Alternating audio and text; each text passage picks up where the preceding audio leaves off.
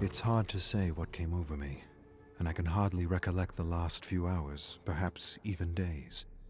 I awoke with several empty whiskey bottles and dead bodies sprawled across the roof. Not too far from the scene was my gory 9-iron and a phonograph playing a solemn French song about life in a city I will never truly know. I turned the bodies over one by one, and they vaguely resembled those who had forsaken me in this infernal prison. I must have conjured them and destroyed them in the same evening. But with a 9-iron, I imagined far worse fates for them. I even have a journal devoted to dark and creative ideas on how I might actually one day make them pay for their corruption and impertinence.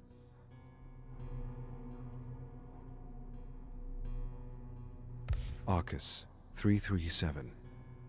At first glance, the endless bloodshed seems to be an act to satisfy some destructive instinct within the entity. This seems to me a reductionist distortion of something more sophisticated, something more intricate, something even sacred. Beyond the horror, the shedding of blood, and the very real appearance of death puts us in touch with life, and can be an intoxicating and highly addictive experience on the deepest and most archaic levels. When our blood or our life force is offered to the entity, it can be seen as a gift that is soon returned to us so that the horror may continue again and again. The world constantly churns with life and death and life, the circulation of blood through an old one from heart to body to kidney, back to the heart again to be purified and begin anew.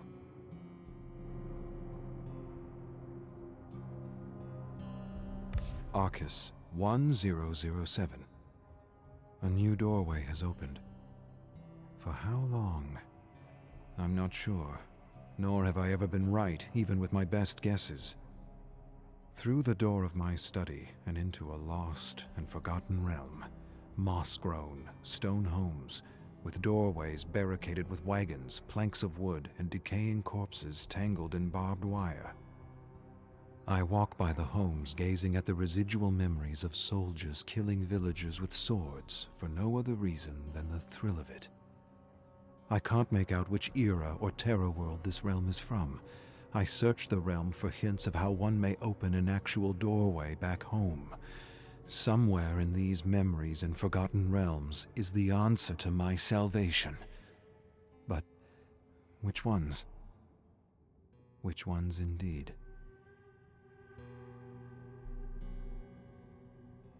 Arcus 2217. I have uncovered to my amazement and bewilderment memories of Claudette that are unlike any of those I've previously experienced. One might even say they should not belong to her, and yet they are hers. I surmise these memories may belong to another Claudette from another terror world, suggesting that this old one may have clear preferences at the cosmic buffet for certain souls.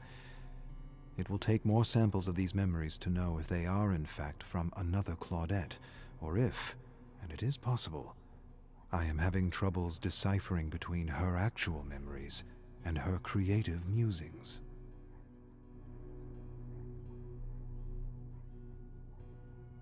Arcus 8557. I tremble as I scribble this down.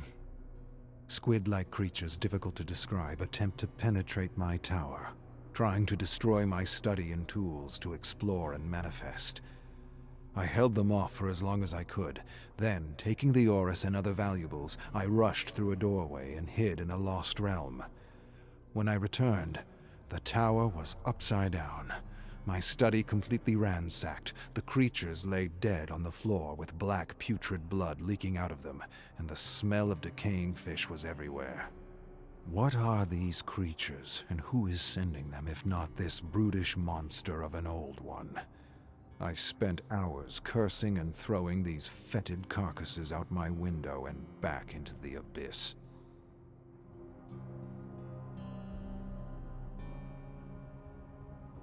Arcus 5738. An odd impulse caused me to climb to the roof and light a single candle in the pitch blackness of it all. When the candle extinguished, I thrust myself off the roof and plunged to my certain death, but somehow ended up back in bed as though I was waking up from a nightmare. I don't know what I was thinking, but what it has shown me is this: death is not an option.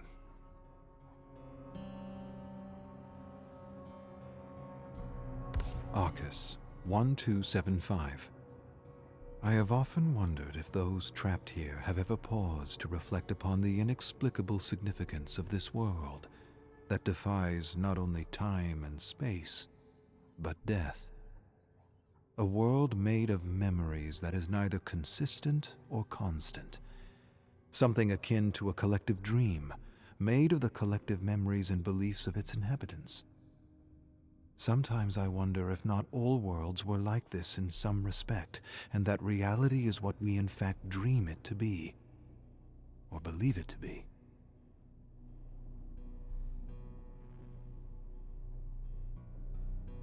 Arcus, 8545. I was woken mid-slumber by a delirium of shrieks and destruction, so that I rushed to the closet window to see only the endless black fog swirling outside.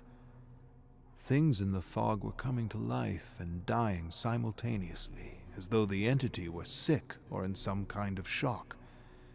Creatures roared and fought and tore each other apart somewhere in the raging abyss, and it was both entertaining and unsettling. I grabbed a 9-iron and held it at the ready, waiting for some apparition to attack me, but within moments, it was all over, and I couldn't sleep. So I took the edge off with a little whiskey and gulf on the roof, the whole while cursing this blasted old one, and hoping that what I had just experienced was nothing more than cosmic indigestion.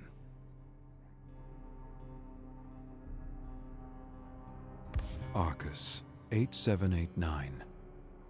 There are dead bodies in my study, and I have no recollection of the last few days. The bodies have been flayed from head to toe, and the faces have been beaten to an unrecognizable pulp. I dragged them to the window and thrust them out into the abyss, wondering who they were and why were they in my tower.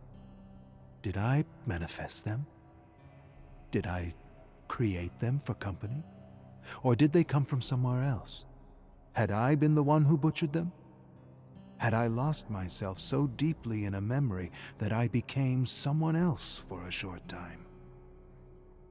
Perhaps they are not my creations, but apparitions from the fog sent by the entity, like the creatures I hear lurking about in the fog now and then.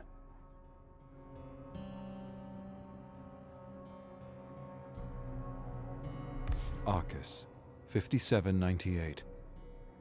Incidents don't make sense anymore. Nothing does. Everything is a chaotic blur of unreal apparitions and jumbled memories. I can barely recognize my own thoughts or distinguish my memories from those I've been studying. Last night, I relived the most horrific murders in my collection with a strange kind of pleasure. When I had had enough, I looked in the mirror and did not see myself, but dozens of faces morphing in and out of each other, every possible face except my own. I thrust my fist into the mirror, and my hand split and blood was everywhere. What cruel fate has befallen me that I should lose myself in the darkness while trying to escape its deadly grasp? The Orus will either be my salvation or my downfall.